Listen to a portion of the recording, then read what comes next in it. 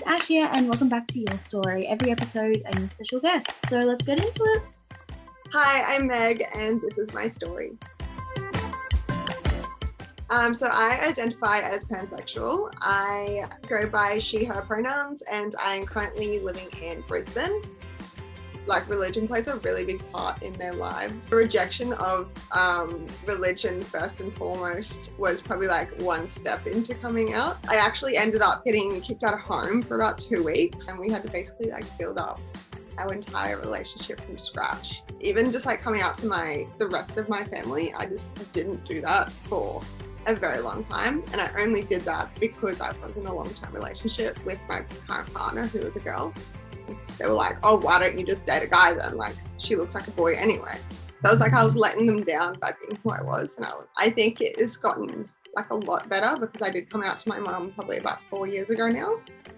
And then to the rest of my family only in the last 6 months.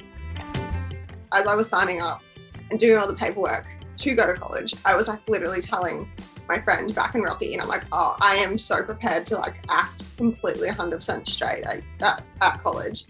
And it literally took me less than 2 days to find an abundance of girls that were lesbian, bi, like just identified as queer within that community already. I think that was like literally the best experience ever. So it was like a huge weight off your chest. And a lot of people here are more open-minded, I find. Especially the older generations. It's a whole different culture. Like, they have a space here in Brisbane where they don't have a space in small towns. It has made me more inclined to like listen to people that aren't like me. Like, I feel like in politics, we have this idea of what a politician looks like, usually an old white man.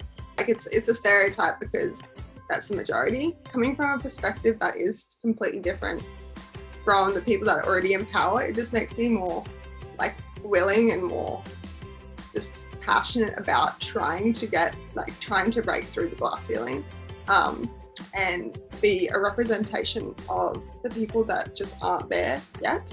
Politics and being queer and being like just generally the minority in the room has just made me want to be louder. I'm not going to let someone take a seat from us when, you know, we're all struggling to just be represented accurately.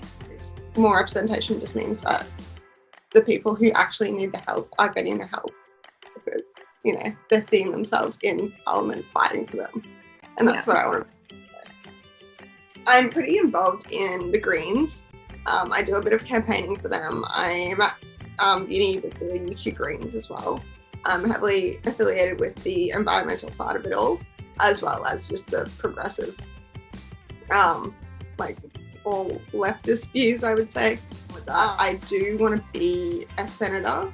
It's a bit of a idealistic goal at the moment, but I'd like to just really represent, like, even at a smaller like government level, obviously the people that I come from, the places that I come from. Coming from like a family that would like openly say a lot of slurs and not really have queer people in the best light, I definitely was very harsh on myself, especially like coming to terms with being queer myself. And I asked my dad, I was like, oh hey, like what if my brother like ends up being gay? And then Dad just turned around and he's just like, if your brother ends up being gay, I'll leave him on the side of the footpath and I'll leave him there. Like, I'll just drive away. Just hearing that, and like, it just stuck with me as I grew older. I was like, okay, you know, he said this.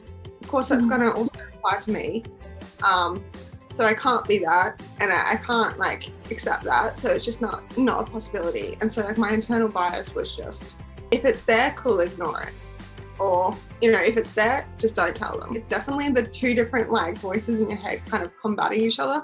And one's always going to be there, but I'm just trying to make the, you know, the proud one probably the loudest. I have been so harsh on myself for like way too long. I wish when I was younger that I would just like realize that everybody has their own shit, and being harsh on yourself doesn't make it go away. It just makes you sad. So I think I would just like really like to give my younger self a big hug and be like, okay. You don't have to be great at everything. You just have to be nice to yourself about not being great about things.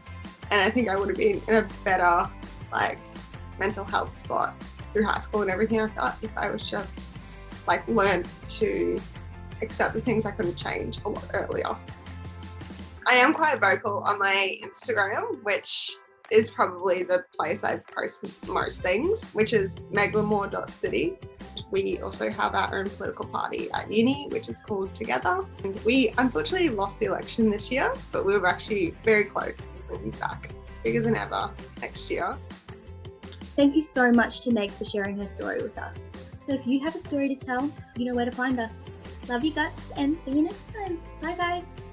Thank you so much for having me, and I'm so proud to share my story with you all.